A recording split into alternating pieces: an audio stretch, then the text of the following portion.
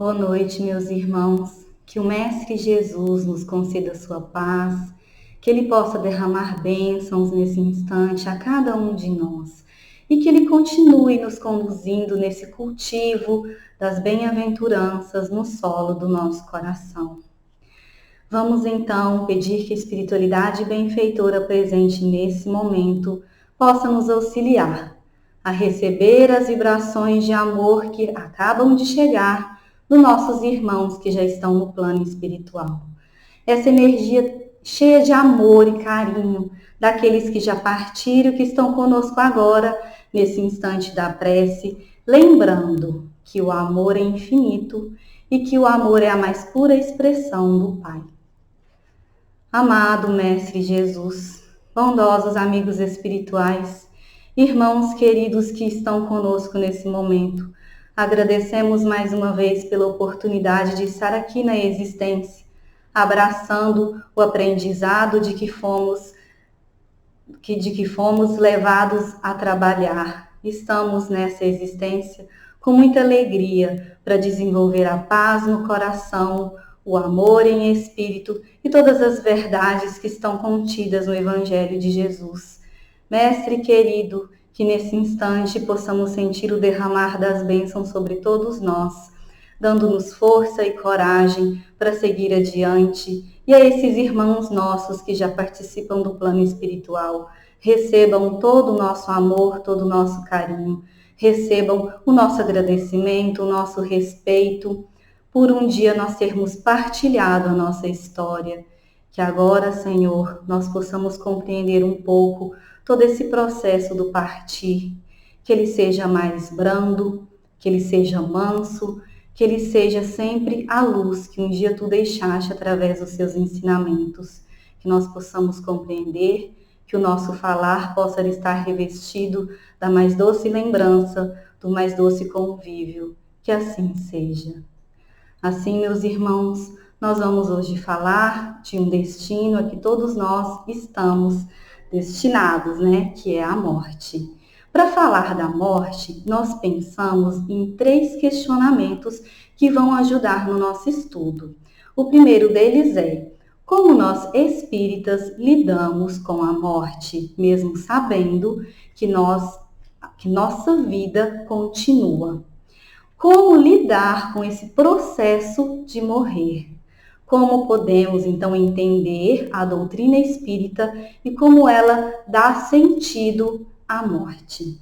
Para nós respondermos esses 3 questionamentos, nós vamos em 3 momentos que são imprescindíveis para nós compreendermos e que está justamente nos evangelhos. O evangelho do nosso Mestre Jesus nos auxilia, que é a morte de Jesus Cristo, a visita ao túmulo e também as aparições de Jesus. Nós vamos selecionar esses 3 momentos, mas é importante dizer aqui que todos os evangelistas tratam de narrar essas passagens, com a diferença que nós selecionamos o Evangelho de João, porque ele centra na exposição da sensação vivenciada por Jesus, e não tanto em todas aquelas questões exteriores e muitas vezes nas sensações vividas pelas pessoas que assistiam ao martírio e à crucificação. E é com esse intuito que nós vamos começar então no Evangelho de João, no capítulo 19, versículos de 25 a 30. Consta na narrativa que nesse dia estavam de pé junto à cruz Maria, sua mãe, a irmã de Maria de Nazaré, Maria Madalena e João. Vendo Jesus que sua mãe Maria estava muito próxima de João, ele aproveita para dizer: Mãe Maria, este aí é o teu filho. E vira para João e diz: Eis aí a tua mãe. Jesus, percebendo que todas as coisas haviam sido consumadas, vai então dizer naquele instante que as escrituras haviam sido completadas. E ele brada: tenho sede. Nesse instante estava ali colocado um vaso cheio de vinagre, ao que um soldado vai então embeber uma esponja naquele vinagre, colocar numa haste e levar à boca do Cristo. Jesus toma o vinagre e olha para todos e diz: está consumado. Nesse instante, inclina sua cabeça aos céus e diz que entrega o seu espírito. Essa é a narrativa que consta da morte do Cristo. Mas um pouco ainda dentro desse capítulo nós veremos o sepultamento. José de Arimateia vai rogar a Pôncio Pilatos que tivesse o corpo de Jesus, que lhe fosse permitido levá-lo. E Pôncio Pilatos vai então permitir. Então José de Arimateia vai levar para um local para que fosse feita toda a limpeza do corpo do Cristo. Junta-se a ele Nicodemos, e ambos vão começar a preparar, limpando, aferindo os aromas de que era tradição fazer, atando em fino linho o corpo do Cristo para depois encerrá-lo no sepulcro, ali próximo da crucificação, e então terminando com a pedra para que o corpo do Cristo não fosse roubado. E então nós vamos nos perguntar diante dessas duas passagens, o que nos revela a morte e o sepultamento de Jesus? Revela os padecimentos do Cristo, sim. Revela a sensação de tristeza vivenciado por todos aqueles que assistiam ao seu martírio, que o viram partir daquela forma, mas revela muito mais. Revela a dor, tamanha dor de uma mãe que vê seu filho partir e pede ao céu sustentação. E tem a sua prece atendida quando Jesus diz: eis aí o teu filho. E é nesse instante que nós vamos nos perguntar, meus irmãos, quantas vezes diante da morte de um ente querido nos tornamos João para cuidar desses que estão em extremo desespero, para oferecer o nosso ombro, para oferecer a nossa palavra de carinho, um simples abraço. Quantas vezes estamos no lugar de Maria de Nazaré, suportando dores terríveis, a perda de uma pessoa muito amada, mas que temos naqueles que ficam o consolo, o amparo, a necessária intenção de ser ajudada, de ser observada por Deus através dessas pessoas. É nesse sentido, meus irmãos, que nós vamos então pensar, embora a morte do corpo ela seja uma coisa transitória, como nós espíritas compreendemos, naquele momento da crucificação, e assim também acontece quando perdemos um ente querido, ficamos perguntando o que aconteceu. Não porque não acreditamos na vida futura, mas porque fica aquela sensação da separação. A separação que a gente sabe que é momentânea, mas que apresenta muitas vezes dores. A gente sente muito aquela situação como se fosse algo perdido. E nesse sentido, também a gente tem que entender que a morte de Jesus, ela se diferencia em alguns pontos de outras tantas mortes, porque ele fora tratado como um criminoso. E como todo criminoso, ele vai então receber a condenação pior que existe, que é a crucificação. Mas nós não estamos entrando nesse tipo de questionamento ao ler o Evangelho de João. O relato de João vem nos ensinar que o Cristo passou pelo martírio para mostrar que o corpo perece, mas que a nossa vida há de continuar, que esse retorno à vida verdadeira acontecerá com cada um de nós. E aí é que a gente vai perceber que todos esses detalhes que estão contidos nessa passagem vêm mostrar a nós que Jesus passou por todas essas dores, vivenciou todas elas. Mesmo que ele fosse um espírito puro, que ele, em questão moral, já não havia nenhum problema, mas ele passou pela dor do corpo físico, buscando então que nós pudéssemos compreender quando nós passássemos também pela nossa dor física. E aí está a superioridade moral de Jesus, porque ele deixa de ser estímulo e passa a ser exemplo. Estímulo de vencer obstáculos. Não, ele é exemplo. Ele é aquele que nos conduz a essa trajetória evolutiva. É ele que ensina que o caminho da verdade e da vida passa por ele. E é nesse sentido, meus irmãos, que nós vamos compreender que aí está todo o amor do Cristo, todo o encorajamento que ele faz para a gente assumir a nossa redenção do espírito imortal que todos nós somos. Então, a morte de Jesus vem trazer a finitude da vida corporal. vem mostrar para nós que sim, o corpo vai à terra, mas que algo subsiste, que algo além está sendo levado ao plano espiritual. E aí nós começamos a refletir sobre uma questão muito importante, o verdadeiro tesouro. Quando Jesus mostra a finitude da vida corporal, é porque nós devemos dar ênfase ao verdadeiro tesouro, que são aqueles que a traça e a ferrugem não corroem e os ladrões não roubam. É quando nós temos a possibilidade de olhar para a nossa essência, para esse despertar, para a gente olhar para o nosso eu interior, sem máscaras, sem desculpas. Porque essa verdadeira essência é que vai nos levar um dia a compreender que a morte ela é apenas uma etapa. Ela não é a total aniquilação. E o Cristo vem mostrar isso não sendo uma divindade e nem com poderes extrasensoriais.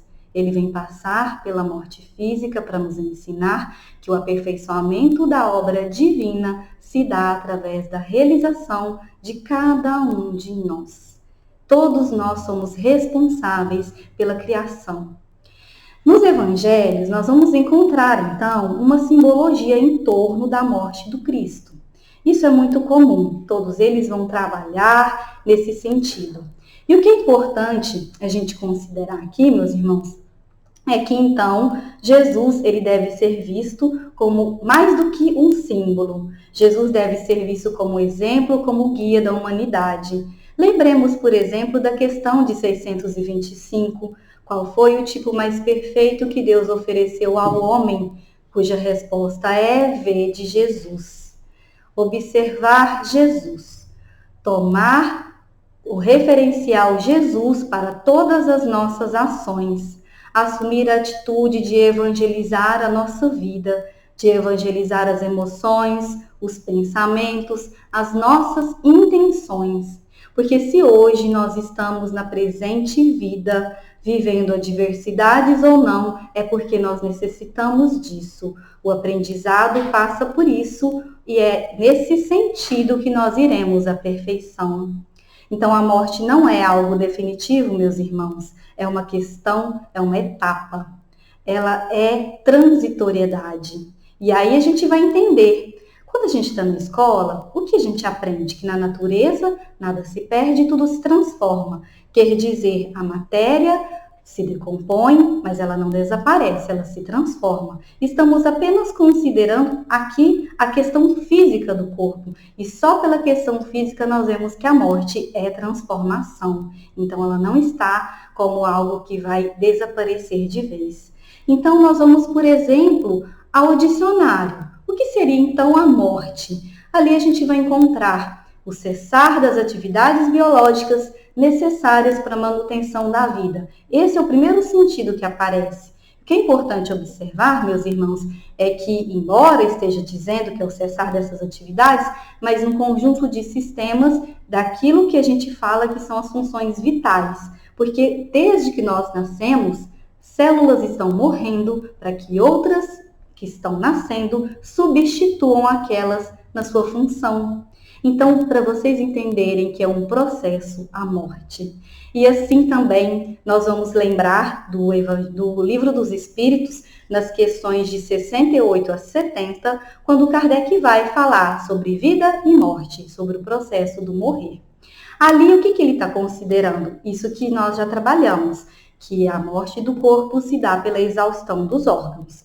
E os espíritos vão dizer a Kardec que a matéria inerte vai se decompor e formar novos seres, dando justamente essa mesma ideia de transformação. Novamente, eles estão trabalhando ainda apenas a questão da fisiológica do corpo. E aí mesmo nós já estamos encontrando que é mais uma etapa na natureza. Quer dizer, meus irmãos, que a visão biológica da morte, ela é um primeiro passo para a gente entender que nada desaparece por completo. E pela visão biológica da morte, nós já compreendemos também que desde o nosso nascer, já vivenciamos esse processo. Então a morte não é só um instante em que nós retornamos ao plano espiritual. Mas é quando a gente vai para um estudo aprofundado da morte, principalmente no que a cultura tem trabalhado até então, é que a gente vai entender. O que estamos dizendo aqui? O que as religiões têm trabalhado sobre a morte? E aí a gente vai entender, por exemplo, no budismo, que é uma das religiões mais antigas. Eles não temem a morte, porque eles entendem que há sempre um ciclo, um novo recomeço. Assim como nós, eles são espiritualistas e eles entendem que perece apenas o corpo e o espírito retorna para depois reencarnar. Já para o judaísmo, eles vão também, ao seu modo, entender que o corpo volta à terra e a alma ou espírito volta à região espiritual. Nas religiões cristãs, também vai se trabalhar, seja elas o protestantismo, seja o catolicismo e mesmo o espiritismo. A diferença está de como nós trabalhamos e eles também a questão do plano espiritual. E a diferença nossa é que nós acreditamos no pilar da reencarnação para que haja o retorno à matéria, para trabalharmos mais uma vez esse ciclo de aprendizado. O que estamos então considerando ali que um ponto existe em comum em todas as religiões. Não existe, então, o encerramento total da consciência do indivíduo. Nós estamos lidando, sim, com um indivíduo que vai continuar. Mas e a ciência? O que a ciência diria? Ela ainda busca encontrar, através de fatos, sobre essas questões, principalmente sobre o pós-morte.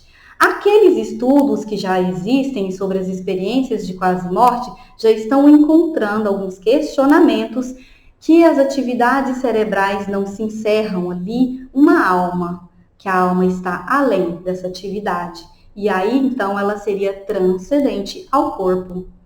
Na filosofia também nós vamos encontrar muitas discussões a respeito da morte. E o que é interessante, um ponto de vista na filosofia que nos auxilia no nosso estudo, é que quando você concebe a morte, você entende a vida.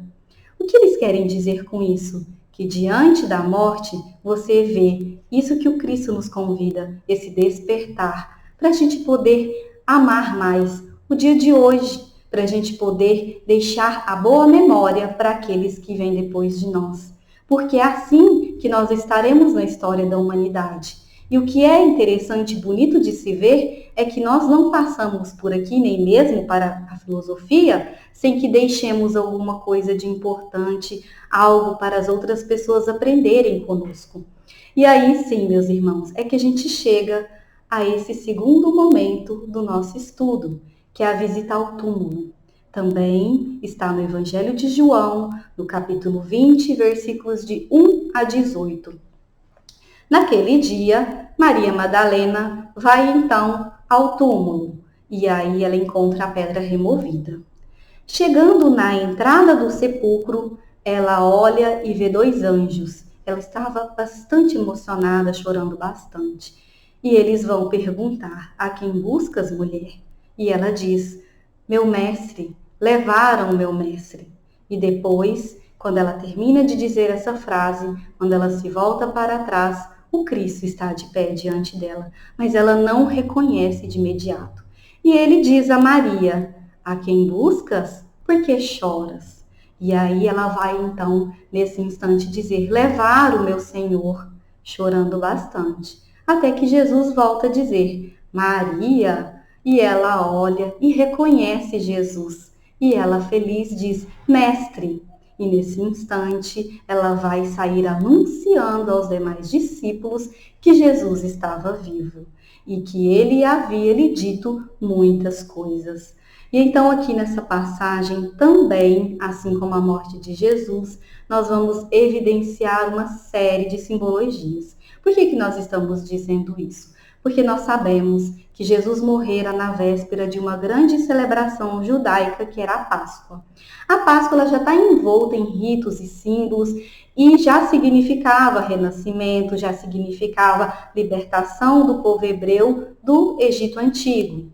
E quando nós vamos então entender a narração dos evangelistas, de repente eles estão também trabalhando com esses símbolos já existentes na própria Páscoa judaica.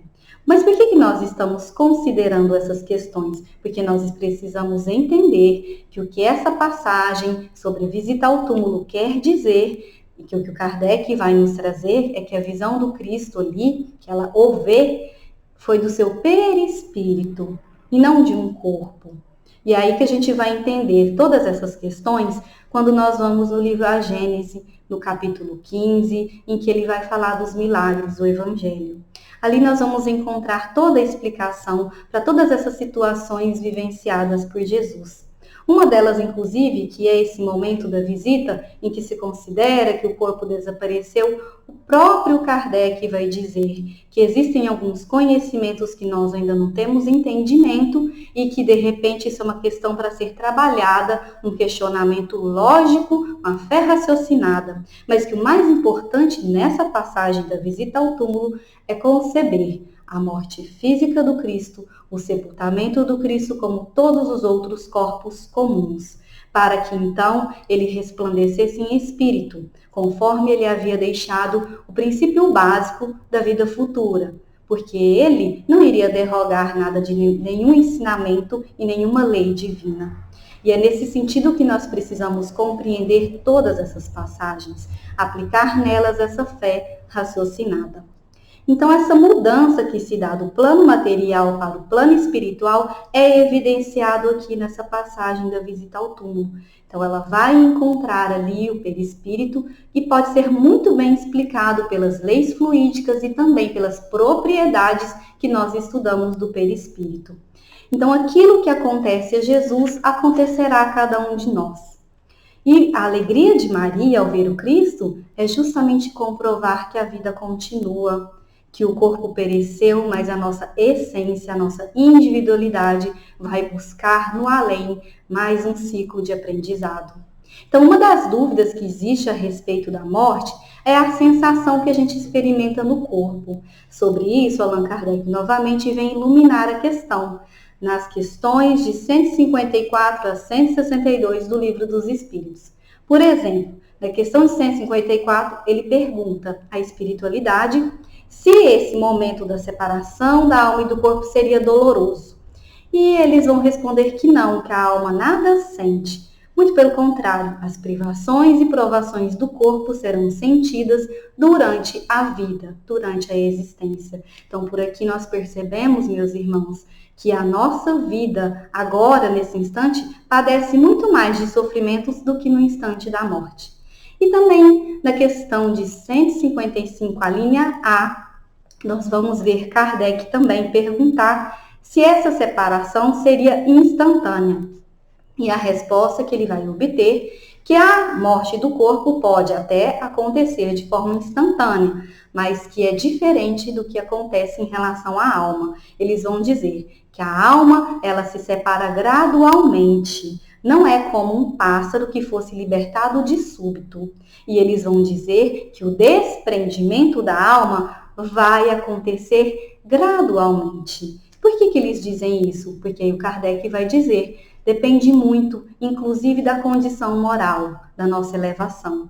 E é nesse sentido que nós precisamos entender por quê. Porque a nossa elevação moral, se fizermos o bem, certamente será um desprendimento mais rápido e o alívio que vamos encontrar e a felicidade no plano espiritual de seguirmos adiante. Se fizermos o mal, já é diferente. A gente vai, na verdade, encontrar todas as consequências para poder retornar ao caminho. Então, meus irmãos, pela fé raciocinada, nós vamos entender, por exemplo, muitas mensagens aterradoras sobre o pós-morte. No pós-morte, por exemplo, há pessoas que dizem que houve um sofrimento muito grande, a gente precisa passar sempre pelo crivo da razão. E por que nós estamos dizendo isso? Porque a doutrina ela não concebe nem a morte, nem a vida futura como punição.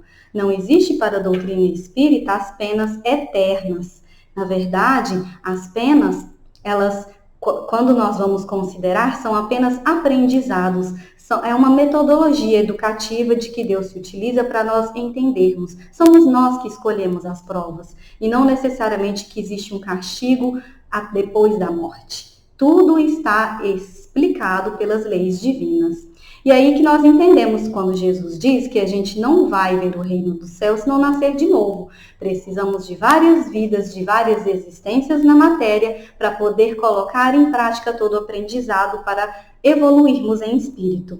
E também, se a nossa condição hoje é feliz ou infeliz, é porque aquela máxima do Cristo está sendo observada. A cada um será dado segundo as suas obras. Então, nós vamos responder as questões que nós fizemos quando, como lidar com a morte, o que o espírita pensa a respeito da morte. Tudo passa pelo esforço que nós estamos agora levando adiante para trabalharmos a nossa elevação moral. Tudo passa pela resignação como nós recebemos os desígnios de Deus. Tudo passa pelo momento em que nós, como espíritos imortais que somos, lidamos com a dor, com a perda e vamos entendendo que isso faz parte do aprendizado, faz parte do nosso processo de trabalho espiritual em cada encarnação. A Maria Madalena, ela chorou muito, sim, pela despedida, chorou naquele momento. E esse choro, meus irmãos, acontece com todos nós. Mas não é um choro rebelde, é um choro de saudade, é um choro de que, por enquanto, momentaneamente, não estaremos sentindo o abraço presencial. Mas não significa que não somos abraçados em espírito quando entramos em prece, quando pedimos por esses irmãos, por essa mãe, por esse pai, por esse filho que já não está conosco. E é nesse sentido que nós vemos as alegrias, o júbilo de nós sermos hoje essa doutrina da consolação. Quantas mães vão apresentar essa força em comum diante da morte dos seus filhos? Porque elas acreditam, elas concebem que haverá um dia. Elas sabem esperar o dia em que elas vão abraçar novamente os seus filhos. E elas têm da infinita misericórdia do Pai aquele momento do reencontro, o momento do sono, em que eles vão ali já matar um pouco dessa saudade, já conversar um pouco sobre as vicissitudes da vida. Então, a doutrina espírita revela que a morte nos coloca diante de uma consciência do despertar da nossa essência. Então, a doutrina espírita também vai dizer que nós devemos encarar a vida sem essa ideia da punição, que nós devemos encarar a vida sempre no sentido de aprender cada dia mais, com mais verdade, com mais leveza, buscando o autoconhecimento, que quanto mais nós conhecemos a nós mesmos, mais nós vamos realmente compreender o processo da morte e a vida futura. Então vamos agora plantar alegrias, vamos plantar as boas realizações, as atitudes de bem, vamos buscar exercitar o perdão, pedir perdão, vamos buscar a todo momento ser melhores, porque é isso que está nos convidando o ponto de vista da doutrina sobre a morte, é esse despertar da consciência que nós precisamos exercitar hoje. Quando se diz que a hora é um tesouro, é porque é para agora, não é para depois. E é nesse sentido que o Espírito da Verdade traz uma linda mensagem no Evangelho. Ele diz assim: o sentimento do dever cumprido vos dará tranquilidade de espírito e a resignação. E mais adiante um pouco ele ainda diz para nós que aqueles que suportam os seus fardos e assistem os seus irmãos são os bem-amados. E é com essa mensagem, por exemplo, do Espírito da Verdade, que a gente compreende essa visita ao túmulo. Maria Madalena, ela compreendia que houve a passagem do Cristo. Ela chorava pela despedida, pela dor da saudade, mas ela vai entender que aquele momento ali é o momento em que o Espírito do Cristo resplandecia e retornava ao mundo dos espíritos. E é por isso que, a princípio, ela até não o reconhece, porque ele está em perispírito e não no corpo material. E aí nós chegamos ao terceiro momento, que são as aparições de Jesus. Também está em João, no capítulo 20, versículo 19 a 33. Jesus oferece a todos nós a consolação. Olha que bonito, né? Esse momento que vai estar agora no João, capítulo 20. Como é narrada a história? Jesus vai encontrar os seus discípulos em espírito. Naquele dia, os discípulos estavam no lugar com a porta fechada por medo dos judeus. Jesus vai ao encontro deles nesse lugar e vence a porta fechada e se coloca no meio deles e diz: paz seja convosco. Assim como o Pai me enviou, eu também vos envio. Soprou neles e disse: recebei, portanto, o Espírito Santo. Essa passagem, na verdade, meus irmãos, vai nos mostrar duas questões. O perispírito, o Espírito de Jesus vencendo a porta para poder estar ali com seus discípulos, mas principalmente para lembrar esses irmãos que eles devem dar continuidade à tarefa, que eles devem evangelizar, preparar o evangelho a esses corações. Então, em vez da gente pensar em chorar, nós podemos ver que o Cristo aí rompe essa barreira e se mostra em espírito para esses irmãos, para que eles pudessem continuar levando o evangelho, a boa nova. E aí é que a gente entende a consolação, porque a dor substitui-se para a lembrança. A rebeldia passa para esse amor, que muitas vezes nós ficamos rebeldes no início. A ausência, a falta, se torna esperança. E depois a decepção de não ter aquela pessoa mais se transforma na mais pura saudade. Esse luto ele é muito necessário, nós sabemos, porque é com ele que nós vamos reordenar os sentimentos, nós vamos reordenar os pensamentos, ressignificar a nossa existência. Ele é necessário, é assim que nós precisamos fazer. Mas o Sansão tem uma mensagem no Evangelho segundo o Espiritismo que ele fala da perda de pessoas amadas e jovens, da perda de pessoas e mortes prematuras. Ele vai dizer, por exemplo, por que a gente mede a justiça divina pela nossa justiça? Por que a gente pensa que um jovem não viveu o suficiente a sua vida?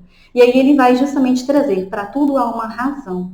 E a razão que vem de Deus é sempre uma razão regeneradora.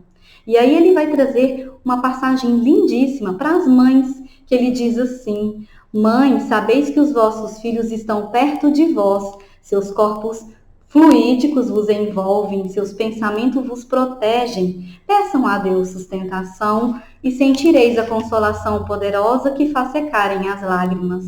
O que Sansão nos mostra nessa mensagem? O amadurecimento do espírito. Se precisamos de uma longa existência ou não, quem sabe disso é o nosso Pai. Nós precisamos ter resignação e aceitação e compreender que, na verdade, toda razão é regeneradora. Então, quando Jesus fala para os seus discípulos, paz seja convosco, não é só um desejo, meus irmãos. É que nós também enviamos pensamentos de paz a esses irmãos nossos que já estão no plano espiritual. Esses pensamentos vão auxiliá-los a retomar o outro ciclo, a recomeçar. E lá eles estão também enviando a nós pensamentos de paz, para enfrentarmos com coragem e resignação a atual existência, para estarmos depois também iniciando um novo ciclo. E aí o Cristo, ele está entre nós quando nós compreendemos essa paz seja convosco. Ele diz, numa linda passagem de João, capítulo 14, versículo de 1 a 3, não se turbe o vosso coração, crede em meu Pai e crede também em mim. Quando eu voltar, no caso, no corpo de doutrina, tomar-vos-ei para mim, e onde eu estiver, estará também vós. Quando Jesus diz isso para nós, é porque ele está aqui novamente, sim, como corpo de doutrina, a doutrina espírita. Porque a doutrina espírita, o espiritismo, vai trazer para nós que o maior dos milagres do Cristo se realizou na revolução dos seus ensinamentos. É Kardec quem nos traz essa informação no livro A Gênese. Então, esses três relatos, seja o da visita ao túmulo, da morte, o das aparições de Jesus, vão trazer para nós comprovadamente a vida futura. Que existe sim o perecimento do corpo físico, mas mesmo o processo natural de perecimento passa por uma transformação. E que essa vida futura, nós saberemos de nossa condição de acordo com o bem que houvermos feito na atual existência. É sempre mais um ciclo e mais um aprendizado. Que nós possamos então compreender que o mais importante, quando a gente olha para a morte, é a experiência que ela nos traz. A experiência de reflexão, a experiência de entendimento, a experiência de resignação. Todas essas experiências a morte nos permite vivenciar. Porque Jesus, quando ele viveu todas as suas privações durante o corpo físico, ele demonstrou humildade, compaixão, abnegação, resignação, sempre nos dando o seu ensinamento. Os 3 relatos também mostram que a morte, ela é transformação, ela é a reflexão da vida futura e ela é principalmente consolação. E que a saudade que nós vamos ter dos nossos entes queridos pode ter um misto inicialmente de melancolia, muito natural, não somos perfeitos ainda, mas depois ela vai se transformar em pura esperança. E essa esperança que está conosco hoje, levando a esses irmãos também esperança de continuar. Porque aí a gente vai conseguir substituir toda a dor que nós sentimos diante da morte do ente querido, diante da nossa própria morte. Nós vamos entender que a gente pode continuar, não vamos nos sentir mais abandonados e vamos ter gratidão. Gratidão por podermos estar na vida, na presente vida, desenvolvendo o que há de melhor em nós. E é Jesus que diz, quando tiver difícil, vinde a mim, vós todos que estáis fatigados e eu vos aliviarei. Ele está conosco sempre. Então, morrer é sim a finalização de um ciclo. Deve ser entendido que é um novo recomeço. É ter sim a oportunidade de crescer. Segundo nós vimos, toda concepção de morte nos leva a crer que é o amadurecimento do espírito. É uma etapa, é uma reflexão. Ela é a única garantia que nós temos hoje, o inevitável evento. Por isso, qual é o convite que ela faz? A magia do viver. Amar hoje, crescer hoje, viver hoje, abraçar hoje, sorrir hoje. É muito claro, meus irmãos, que a morte nos convida para a vida. A morte, ela é uma questão que mostra a nossa fragilidade de ser humano, mas ela mostra muito mais do que isso. A essência que nós devemos trabalhar, o autoconhecimento e que tudo está baseado no amor universal. O nosso respeito agora em agradecimento aos nossos irmãos queridos que estão no plano espiritual e que agora vão entrar conosco nesse processo de encerramento da palestra para nos trazer essas informações. Quando nós estamos diante da nossa morte, também temos que fazer essa reflexão. Para encerrar, nós encontramos uma pequena mensagem do Espírito Rosângela pela psicografia do médium Raul Teixeira, em que ela vai falar sobre o que é a morte. Façamos a leitura. Habitue-se, caro coração, a refletir a respeito da morte, com serenidade e confiança em Deus. Porque você não ignora que por mais que se aturda, que se desarvore ou se inconforme, é a única regra para a qual não se conhece exceção. Prepare-se, irmão, amando e trabalhando no bem grandioso, até que você um dia se transforme em ave libertadora da prisão corporal. A morte tão somente revela a vida ainda mais amplamente. Então, meus irmãos, que nós possamos ter essa concepção de que a morte é uma etapa na natureza, é uma etapa para o espírito imortal, é um processo de transformação constante, é uma reflexão diante do despertar do espírito, é uma espécie de consolação, porque ciclos irão recomeçar para que possamos então compreender o que é estar um dia no reino de Deus. E com essa palestra, nós colocamos aqui em agradecimento esses irmãos pelo dia deles, em que eles estão agora no plano espiritual, aguardando o nosso retorno para a verdadeira vida. Que eles sejam abraçados, que eles sejam recebidos sempre com muito amor e carinho por cada um de nós. Que Jesus, então, derrame suas bênçãos sobre todos nós e que Jesus possa, então, nos ajudar a enfrentar sempre esse eu sem máscaras, para que a gente possa trabalhar mais na seara do bem. Que assim seja.